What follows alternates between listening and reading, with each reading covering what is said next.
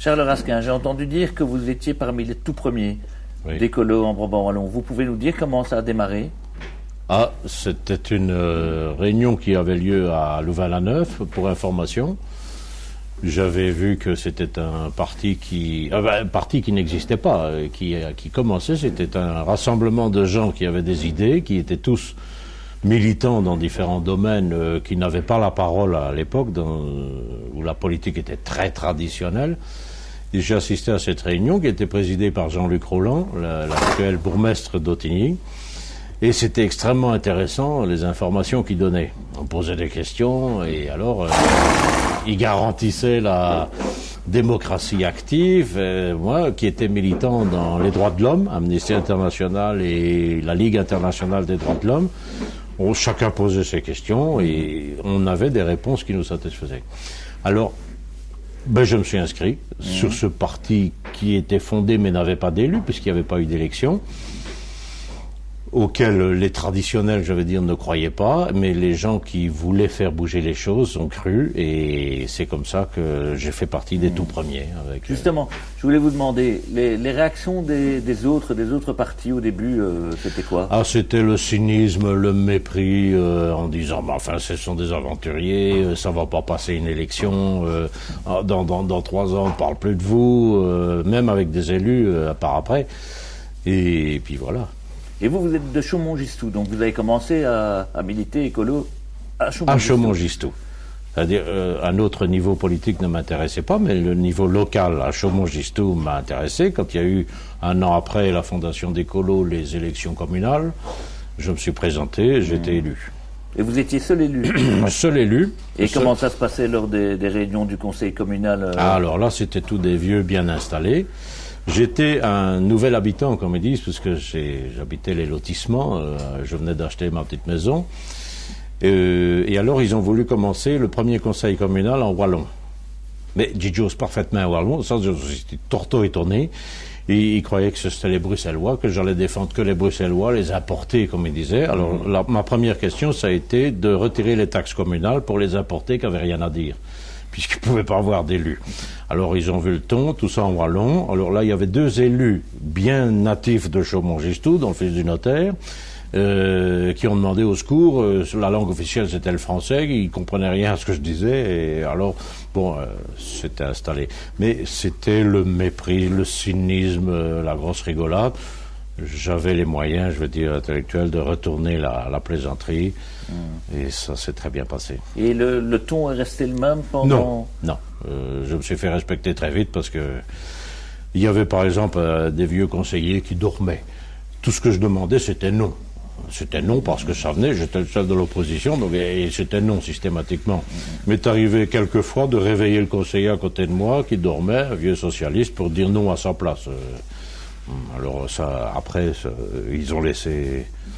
J'ai pu poser mes questions et j'ai obtenu des choses. Seul, j'ai obtenu des choses. Entre autres, au 2e conseil communal, la participation le droit d'interpellation du public, si on veut, des habitants de Chaumont-Gistoux, qui pouvaient mettre un point à l'ordre du jour du conseil communal. Ça a été une des premières demandes d'écolo qui n'existait pas auparavant, et ça a été accordé. Et vous aviez des contacts avec les locales voisines écolo? Oui.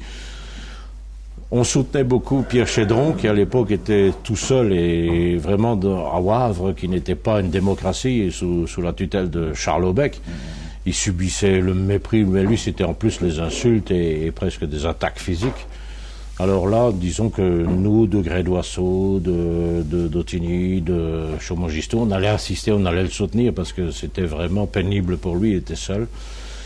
Bien sûr, on avait des contacts, il y avait des réunions d'ailleurs d'une régionale écolo et on rencontrait nos collègues qui étaient élus, mais qui tous, comme moi, découvraient un tas de choses, des coutumes ignorées du public. On a découvert tout ça et on en parlait et savoir comment réagir. On avait des gens qui avaient fait un peu de droit ou des choses ainsi qui nous conseillaient. Donc il n'y a pas une petite anecdote à nous raconter Ah, si, au niveau du parti écolo, ils avaient à peine quelques élus qui reçoivent une somme de 300 000 francs belges de la Poste. Et la Poste signale, Écolo se demande d'où ça vient, est-ce que c'est une erreur ou des choses comme ça, à Namur. Et c'était tout simplement une taxe qui est prélevée sur les timbres Poste et qui est reversée au prorata du nombre d'élus. Donc vous imaginez des partis avec des dizaines, des centaines d'élus pour certains partis flamands, qui depuis des décennies recevaient des millions, normalement à distribuer à des œuvres, à leurs œuvres, sans préciser quoi que ce soit. Il n'y a aucune œuvre qui n'a jamais rien su de quoi que ce soit. Et Écolo a tout de suite contacté, a mis une annonce dans le journal en disant mais nous avons 300 000 francs à votre disposition. Amnesty International, Handicap International, Médecins sans frontières, des choses comme ça, qui étaient tout étonnés que cette chose existe. Alors par exemple, une anecdote, maintenant, ils sont plutôt embêtés parce que Écolo a déclaré tout ça. Ou alors un avocat que je connaissais, un ami, qui vient me trouver en demandant si je peux voter pour lui pour être juge de la jeunesse. Je t'en pose des nus. Je dis, mais la séparation des pouvoirs, tout ça. Ah oui, ça c'est du folklore. Tu as une voix pour me lire juge de la jeunesse. En tant qu'écolo, voilà, dans le Brabant. Mais tout ça, on découvrait tout ça. C'est absolument effarant. Et donc les partis nommaient les magistrats. Donc, comme Écolo a mis tout ça sur la voie publique, ils ont dû changer leurs coutumes cachées.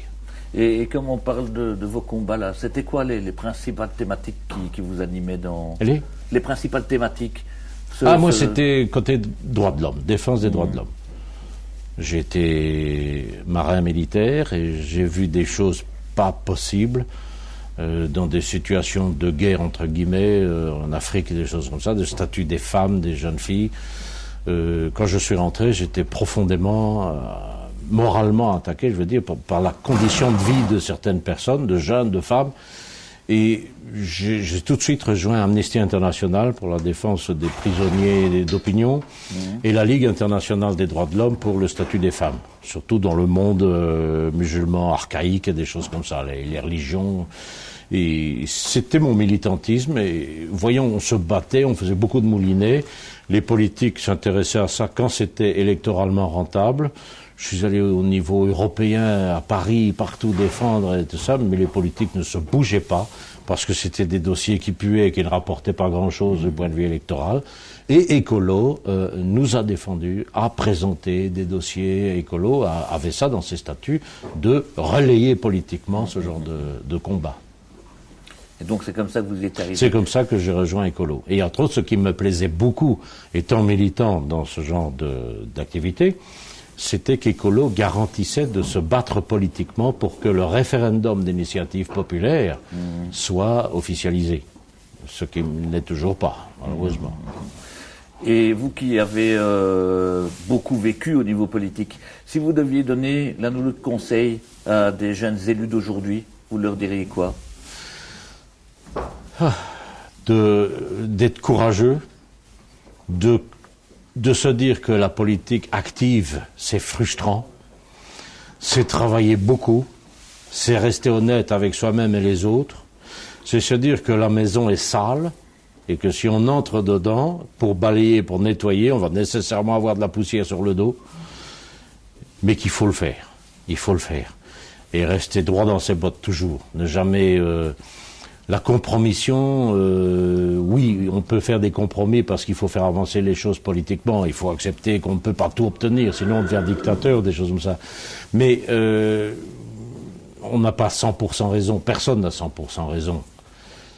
Mais ne pas accepter la lâcheté ou dire je n'ose pas attaquer ce dossier-là parce que c'est dangereux ou on va me mépriser, on va me critiquer, je vais avoir la presse contre moi, tout ça. On a eu tout ça. Et vous voyez où Écolo est arrivé. Vous avez résisté. Ouais. Et à propos d'être droit dans ses bottes, je voudrais bien vérifier si vous voulez être. Est-ce que vous pourriez me dire, Charles Raskin, où se trouve Lord Jack Green? Ça, je ne sais, elle me fait, mais moi, quand je vois une arme, mon adrénaline monte. Et ce que j'ai déjà dit à des gens qui m'ont menacé, dors avec ton revolver maintenant. Hein. Parce que moi, si j'obéis, c'est au revolver, c'est pas à toi. Et toi, tu n'es que l'instrument du revolver, et pas le contraire. Hein. Merci, Charles Raskin. Ça va plus.